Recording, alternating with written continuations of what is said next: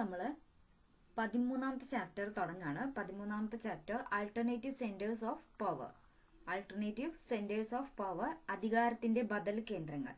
നമ്മൾ കണ്ടു 1990കളുടെ അന്ത്യത്തോടു കൂടി ലോക രാഷ്ട്രീയത്തില് ഇരുധ്രുവ അധികാര ഘടനയ്ക്ക് അന്ത്യം കുറിച്ചു. 90കളില് സോവിയറ്റ് യൂണിയൻ തകരുകയും അതിനുശേഷം അമേരിക്കയുടെ മേധാവിത്വം വളരുകയും ചെയ്തു. ഈ അമേരിക്കൻ മേധാവിത്വത്തെ വെല്ലുവിളിക്കാനായി രാഷ്ട്രീയ സാമ്പത്തിക ബദൽ ശക്തികൾക്ക് അവസരം ലഭിച്ചു. അങ്ങനെയാണ് യൂറോപ്യൻ യൂണിയനും അതേപോലെ തന്നെ ASEAN, association of south east Asians nations, തെക്കുകിഴക്കൻ ഏഷ്യൻ രാജ്യങ്ങളുടെ സംഘടനയും രൂപം കൊള്ളുന്നത്. ഇതെല്ലാം തന്നെ അധികാര കേന്ദ്രങ്ങളായി ഉയർന്നു വന്നു. ഈ രണ്ട് കാര്യങ്ങളും, യൂറോപ്യൻ യൂണിയനും അതേപോലെ തന്നെ ആസിയാനും. അതുപോലെ ലോകരാഷ്ട്രീയത്തിലെ ചൈന നാടകീയമായ മുദ്ര പതിപ്പിക്കുകയും ചെയ്തു. ഈ ചൈനയെ കുറിച്ച് നമ്മൾ ഈ ഒരു ചാപ്റ്ററിൽ പറയുന്നുണ്ട്. അപ്പോൾ ഈ ഒരു ചാപ്റ്ററിൽ നമ്മൾ 3 കാര്യങ്ങളാണ് പറയുന്നത്: യൂറോപ്യൻ യൂണിയൻ, അതേപോലെ തന്നെ ആസിയാൻ, തെക്ക് കിഴക്കൻ ഏഷ്യൻ രാജ്യങ്ങളുടെ സംഘടനയായിട്ടുള്ള ആസിയാൻ, പിന്നെ ചൈനയെ കുറിച്ചും പറയുന്നുണ്ട്. അപ്പോൾ ഈ 3 കാര്യങ്ങളാണ് ഈ ചാപ്റ്ററിൽ പറയുന്നത്. ഈ ചാപ്റ്ററിലേക്ക് നമുക്ക് കടക്കാം. രണ്ടാം ലോക മഹായുദ്ധം യൂറോപ്യൻ രാജ്യങ്ങളുടെ ധാരണകളെയും ഘടനകളെയും എല്ലാം തകർത്ത് തരിപ്പണമാക്കുകയുണ്ടായി. 1945 യൂറോപ്യൻ രാജ്യങ്ങളുടെ സമ്പദ് വ്യവസ്ഥകളും തകർന്നടിഞ്ഞു. 1945 ശേഷം ശീതസമരത്തിന്റെ സഹായത്തോടെ യൂറോപ്യൻ രാജ്യങ്ങൾ സംയോജിച്ചു, എല്ലാം ഒറ്റക്കെട്ടായി മാറി. യൂറോപ്യൻ സമ്പദ് വ്യവസ്ഥയെ പുനരുദ്ധരിപ്പിക്കുന്നതിനായിട്ട് അമേരിക്ക അളവറ്റ സഹായം അന്ന് കൊടുത്തിരുന്നു. അതിനെയാണ് മാർഷൽ പ്ലാൻ എന്ന് അറിയപ്പെടുന്നത്. Marshall plan. ഈ പദ്ധതി അനുസരിച്ചാണ് യൂറോപ്യൻ സാമ്പത്തിക സഹകരണത്തിനുള്ള സംഘടന OEEC രൂപീകരിച്ചത്. OEEC 1948 ഈ OEEC രൂപീകരിക്കുന്നത്. നാറ്റോയുടെ കീഴിലുള്ള കൂട്ടുസുരക്ഷിതത്വ സംവിധാനവും അമേരിക്ക നടപ്പാക്കുകയുണ്ടായി. അപ്പൊ യൂറോപ്യൻ യൂണിയന്റെ മുൻപുണ്ടായ കാര്യങ്ങൾ നോക്കുകയാണെങ്കിൽ 1948 യൂറോപ്യൻ സാമ്പത്തിക സഹകരണത്തിനുള്ള സംഘടന OEEC രൂപീകരിച്ചു. 1949 കൗൺസിൽ ഓഫ് യൂറോപ്പ് എസ്റ്റാബ്ലിഷ് ചെയ്തു. അതിനുശേഷം 1957 യൂറോപ്യൻ സാമ്പത്തിക സമൂഹം EEC അത് ഫോം ചെയ്തു. അതിനുശേഷം 1992 ഫെബ്രുവരി 7 യൂറോപ്യൻ യൂണിയനും നിലവിൽ വന്നു. അങ്ങനെയാണ് ഇതിന്റെ കാലഘട്ടം വരുന്നത്. ഈ യൂറോപ്യൻ യൂണിയനിൽ 28 അംഗങ്ങളായിരുന്നു ഉണ്ടായിരുന്നത്. ഇനി നമുക്ക് ഇതിൽ ഓരോന്നിനായിട്ട് നോക്കാം. ആദ്യം പറയുന്നത് OEECയെ കുറിച്ചാണ്. യൂറോപ്യൻ സാമ്പത്തിക സഹകരണത്തിനുള്ള സംഘടന, organisation for European economic corporation. Organisation for European economic corporation, അതാണ് OEEC. മാർഷൽ പദ്ധതി പ്രകാരം 1948 യൂറോപ്യൻ സാമ്പത്തിക സഹകരണത്തിനുള്ള സംഘടന രൂപീകരിച്ചു. 1948 ഇത് രൂപീകരിക്കുന്നത് മാർഷൽ പദ്ധതി പ്രകാരം. പശ്ചിമ യൂറോപ്യൻ രാജ്യങ്ങൾക്കുള്ള ധനസഹായം ഈ രാജ്യങ്ങൾ വഴിയായിരുന്നു നൽകി പോന്നിരുന്നത്. ഈ സംഘടനയുടെ നേതൃത്വത്തില് വ്യാപാര സാമ്പത്തിക പ്രശ്നങ്ങളിൽ പശ്ചിമ യൂറോപ്യൻ രാജ്യങ്ങൾ സഹകരിച്ച് പ്രവർത്തിക്കാൻ തുടങ്ങി. അതാണ് European organisation for European economic corporation, OEEC എന്ന് പറയുന്നത്. ഇനി നമ്മൾ കൗൺസിൽ ഓഫ് യൂറോപ്പിനെ കുറിച്ചാണ് പറയുന്നത്. 1949 കൗൺസിൽ ഓഫ് യൂറോപ്പ് സ്ഥാപിതമാകുന്നത്. 1949 യൂറോപ്യൻ രാജ്യങ്ങളുടെ രാഷ്ട്രീയ സഹകരണത്തിനുള്ള ഒരു വേദിയായിരുന്നു ഈ കൗൺസിൽ ഓഫ് യൂറോപ്പ്. എന്തിനു വേണ്ടിയിട്ടായിരുന്നു? യൂറോപ്യൻ രാജ്യങ്ങളുടെ രാഷ്ട്രീയ സഹകരണത്തിന് വേണ്ടിയിട്ട്. 40-ലേറെ യൂറോപ്യൻ രാജ്യങ്ങൾ ഇതിൽ അംഗങ്ങളായിരുന്നു. 40-ലേറെ യൂറോപ്യൻ രാജ്യങ്ങൾ ഈ കൗൺസിൽ ഓഫ് യൂറോപ്പില് അംഗങ്ങളായിരുന്നു. ഇനി നമ്മൾ പറയുന്നത് EECയെ കുറിച്ചാണ്. യൂറോപ്യൻ സാമ്പത്തിക സമൂഹം, യൂറോപ്യൻ ഇക്കണോമിക് കമ്മ്യൂണിറ്റിയെ കുറിച്ചാണ് ഇനി പറയുന്നത്. യൂറോപ്യൻ മുതലാളിത്ത രാജ്യങ്ങളുടെ സാമ്പത്തിക സംയോജന പ്രക്രിയ പടിപടിയായാണ് നടന്നിരുന്നത്. അതിന്റെ ഫലമായിട്ട് 1957 യൂറോപ്യൻ സാമ്പത്തിക സമൂഹത്തിന്റെ രൂപീകരണത്തിലേക്ക് വഴിതെളിച്ചു. യൂറോപ്യൻ പാർലമെന്റിന്റെ രൂപീകരണത്തോടുകൂടി ഈ പ്രക്രിയയ്ക്കൊരു രാഷ്ട്രീയ സ്വഭാവം കൈവന്നു. പൊതുകമ്പോളം എന്ന പേരിലും ഈ EEC അറിയപ്പെടുന്നുണ്ട്. പൊതുകമ്പോളം എന്ന പേരിലും അറിയപ്പെടുന്നുണ്ട്.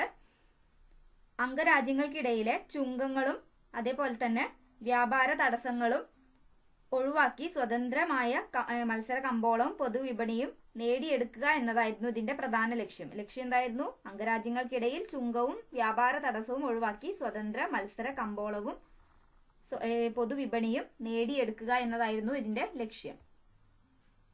ഈ സോവിയറ്റ് യൂണിയന്റെ പതനത്തോടുകൂടി യൂറോപ്യൻ ഏകീകരണ പ്രക്രിയ ഒന്നുകൂടി വേഗത്തിലാവുകയാണ് ഉണ്ടായത്. അങ്ങനെ 1992 യൂറോപ്യൻ യൂണിയൻ സ്ഥാപിതമായി. 1992 ഫെബ്രുവരി 7 യൂറോപ്യൻ യൂണിയൻ സ്ഥാപിതമായി.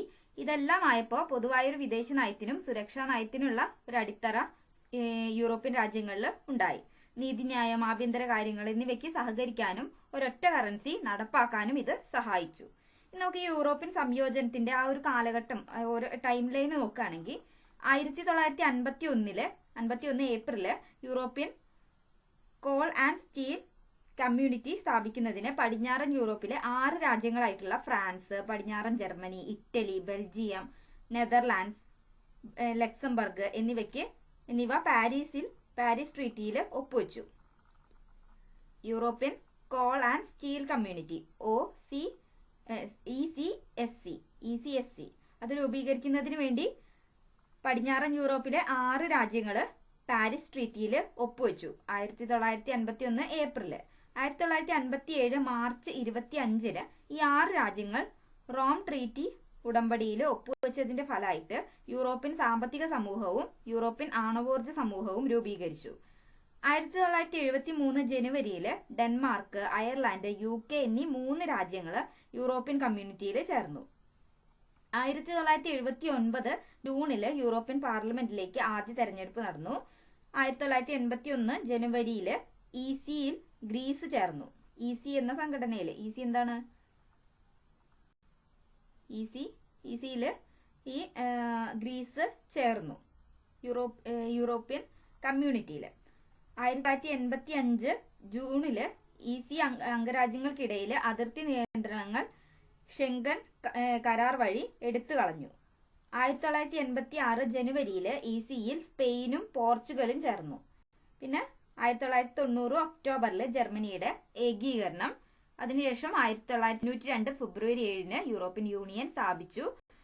അങ്ങനെ യൂറോപ്യൻ യൂണിയൻ സ്ഥാപിച്ചുകൊണ്ട് മാസ്ട്രിക്റ്റ് ട്രീറ്റിയിൽ ഒപ്പുവെച്ചു. 1993 ജനുവരിയിൽ ഏകവിപണി സമ്പ്രദായം നടപ്പിലാക്കി. 1995 ജനുവരിയിൽ തന്നെ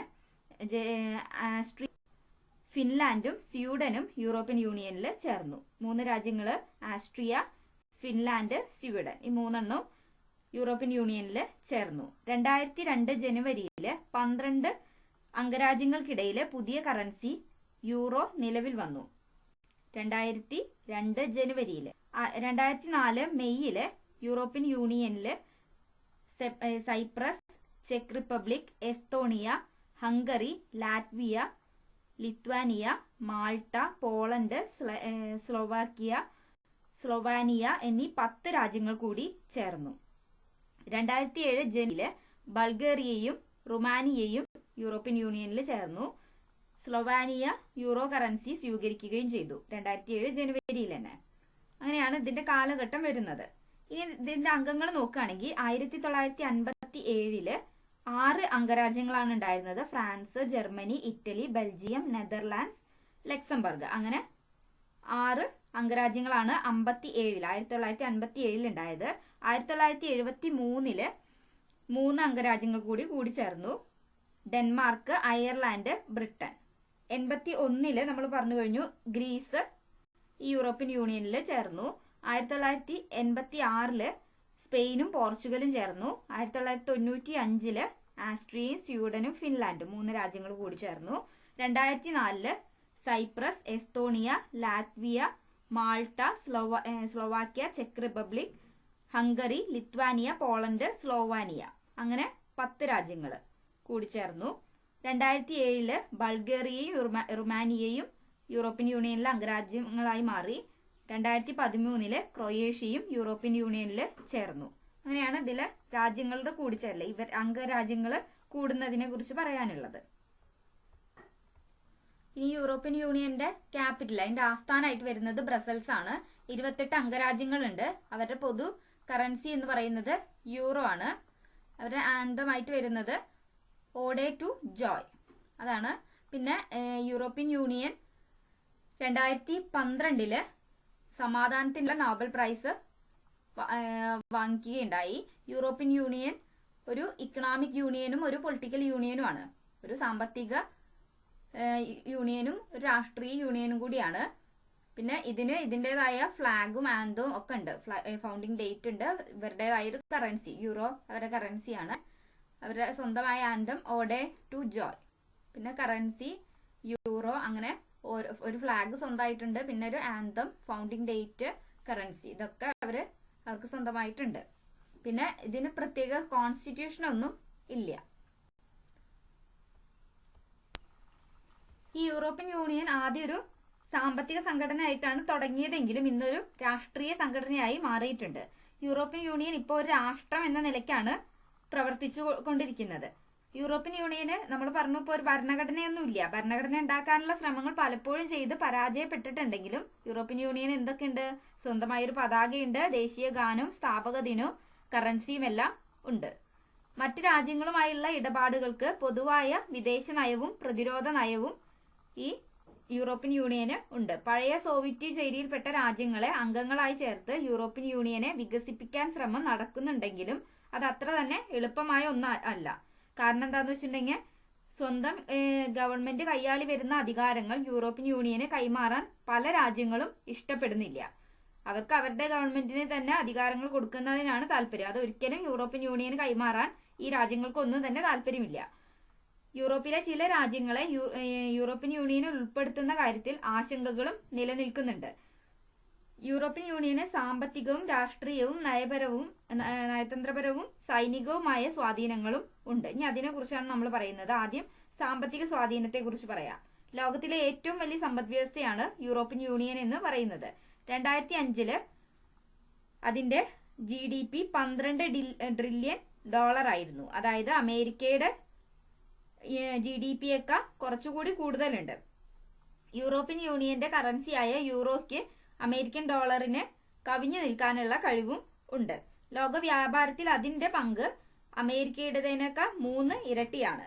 യൂറോപ്യൻ യൂണിയന്റെ സാമ്പത്തിക ശക്തി തൊട്ടടുത്ത അയൽ രാജ്യങ്ങളിലും ഏഷ്യ, ആഫ്രിക്ക എന്നീ രാജ്യങ്ങളിലും അതിന്റെ സ്വാധീനം നമുക്ക് കാണാനായി സാധിക്കും.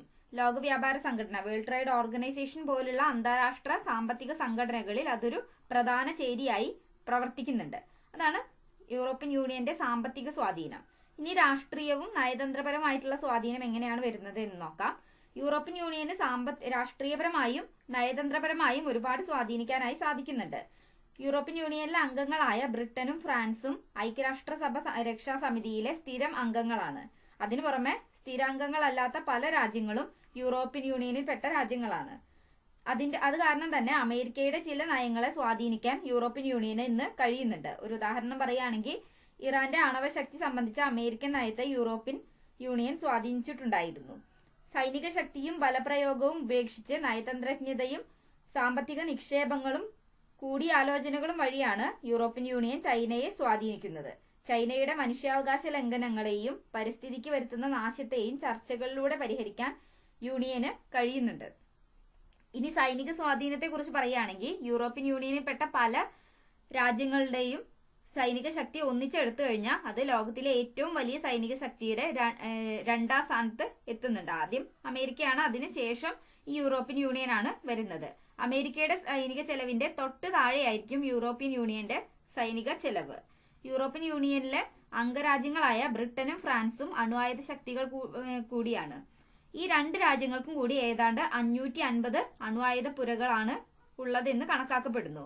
ബഹിരാകാശ സാങ്കേതിക വിദ്യ, വാർത്താവിനിമയം എന്നിവയുടെ കാര്യത്തിൽ യൂറോപ്യൻ യൂണിയന് 2ാം സ്ഥാനമാണ് ഉള്ളത്.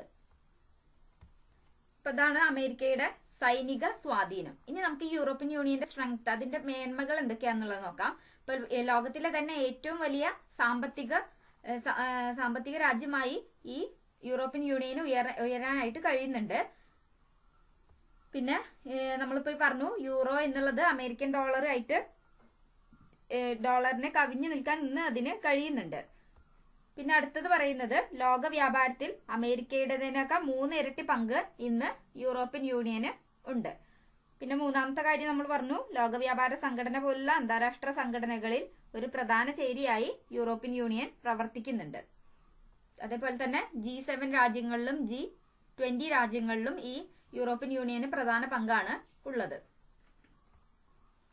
ഇത്രയാണ് ഈ യൂറോപ്യൻ യൂണിയന്റെ സ്ട്രെങ്തിനായിട്ട് കുറിച്ച് പറയാനുള്ളത്. സാമ്പത്തികമായും രാഷ്ട്രീയപരമായും നയതന്ത്രപരമായും സൈനികമായും ഒരുപാട് മേന്മകൾ ഇന്ന് യൂറോപ്യൻ യൂണിയന് ഉണ്ട്. അപ്പൊ ഇതാണ് ഇപ്പൊ നമ്മൾ പറഞ്ഞത്. ഇനി നമുക്ക് യൂറോപ്യൻ യൂണിയന്റെ വീക്ക്നെസ്സസ് എന്തൊക്കെയാണെന്നുള്ളത് നോക്കാം. ഒരു രാജ്യാതീത സംഘടന എന്ന നിലയിൽ യൂറോപ്യൻ യൂണിയന് രാഷ്ട്രീയപരമായും സാമൂഹികപരമായും എല്ലാ മേഖലകളിലും ഇടപെടാനായിട്ട് കഴിഞ്ഞിരുന്നു. പക്ഷേ യൂണിയനിലെ അംഗരാജ്യങ്ങൾക്കിടയിൽ പലതിനും അവരുടേതായ വിദേശ നയവും പ്രതിരോധ നയങ്ങളും ഉണ്ടായിരുന്നു. അവ പലപ്പോഴും പരസ്പര വിരുദ്ധവുമായിരുന്നു. ഒരു ഉദാഹരണം പറയുകയാണെങ്കിൽ, ബ്രിട്ടീഷ് പ്രധാനമന്ത്രിയായിരുന്ന ടോണി ബ്ലെയർ അമേരിക്കയുടെ ഇറാഖ് ആക്രമണത്തിൽ പങ്കാളിയായിരുന്നു. അതേപോലെ തന്നെ യൂണിയനിലെ പല പുതിയ അംഗരാജ്യങ്ങളും സ്വമേധയാ അമേരിക്കയോടുകൂടെ കൂടുകയുണ്ടായി. അതേസമയം ജർമ്മനിയും ഫ്രാൻസും അമേരിക്കൻ നയത്തെ എതിർക്കുകയാണ് ഉണ്ടായത്.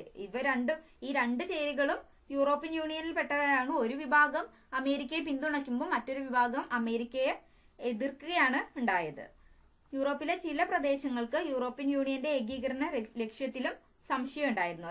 ഒരു ഉദാഹരണം പറയുകയാണെങ്കിൽ, ബ്രിട്ടീഷ് പ്രധാനമന്ത്രിയായിരുന്ന മാർഗരറ്റ് താച്ചർ ബ്രിട്ടനെ യൂറോപ്യൻ വിപണിയിൽ നിന്ന് വേർപെടുത്തി നിർത്തിയിരുന്നു. ഡെൻമാർക്കും സ്വീഡനും മാസ്ട്രിക്റ്റ് സന്ധിയെ ചെറുക്കുകയും യൂറോയെ യൂറോപ്യൻ കറൻസിയാക്കുന്നതിനെ എതിർക്കുകയും ചെയ്തിരുന്നു. അതായത് പ്രതിരോധം, വിദേശ ബന്ധങ്ങൾ എന്നീ കാര്യങ്ങളിൽ യൂറോപ്യൻ യൂണിയന് യോജിച്ച് പ്രവർത്തിക്കാൻ ഒരുപാട് പരിമിതികൾ ഉണ്ടായിരുന്നു. ഇനി നമ്മൾ അടുത്തിടെ കേട്ട് പരിചയമായിട്ടുള്ള ഒരു കാര്യത്തെക്കുറിച്ചാണ് പറയുന്നത്, ബ്രെക്സിറ്റ് എന്നുള്ളത്. യൂറോപ്യൻ യൂണിയനിൽ നിന്നും ബ്രിട്ടന്റെ പിന്മാറാനുള്ള തീരുമാനത്തെയാണ് ബ്രെക്സിറ്റ് എന്നറിയപ്പെടുന്നത്. യൂറോപ്യൻ യൂണിയനിൽ നിന്നും ബ്രിട്ടൻ പിന്മാറാനുള്ള തീരുമാനമെടുത്തു. അതിനെയാണ് ബ്രെക്സിറ്റ് എന്ന് അറിയപ്പെടുന്നത്. 2016 ജൂൺ 23 നടത്തിയ ഹിതപരിശോധനയിൽ 52% ബ്രിട്ടീഷ് പൗരന്മാരും യൂറോപ്യൻ യൂണിയനിൽ നിന്നും ബ്രിട്ടൻ പിന്മാറണമെന്ന ആവശ്യത്തെ പിന്തുണച്ചിരുന്നു. ഇതിന്റെ അടിസ്ഥാനത്തിൽ 2017 മാർച്ച് അവസാനത്തിൽ യൂറോപ്യൻ യൂണിയനുമായുള്ള കരാറിന്റെ ആർട്ടിക്കിൾ 50 ഭേദഗതി ചെയ്ത് പിന്മാറുന്നതിനുള്ള ഔദ്യോഗിക നടപടിക്രമം നടത്താനായി തീരുമാനിച്ചു. ഇതിലൂടെ 2019 മാർച്ച് മാസത്തിൽ യൂറോപ്യൻ യൂണിയനിൽ നിന്നും ബ്രിട്ടൻ പുറത്താകുകയും ചെയ്തു. ബ്രിട്ടീഷ് എക്സിറ്റ് എന്ന 2 വാക്കുകൾ കൂട്ടിച്ചേർത്താണ് ബ്രെക്സിറ്റ് എന്ന പേരിൽ അറിയപ്പെടുന്നത്. ബ്രെക്സിറ്റ് എന്താണ്? യൂറോപ്യൻ യൂണിയനിൽ നിന്നും ബ്രിട്ടൻ പിന്മാറാനുള്ള തീരുമാനത്തെയാണ് ബ്രെക്സിറ്റ് എന്ന് അറിയപ്പെടുന്നത്.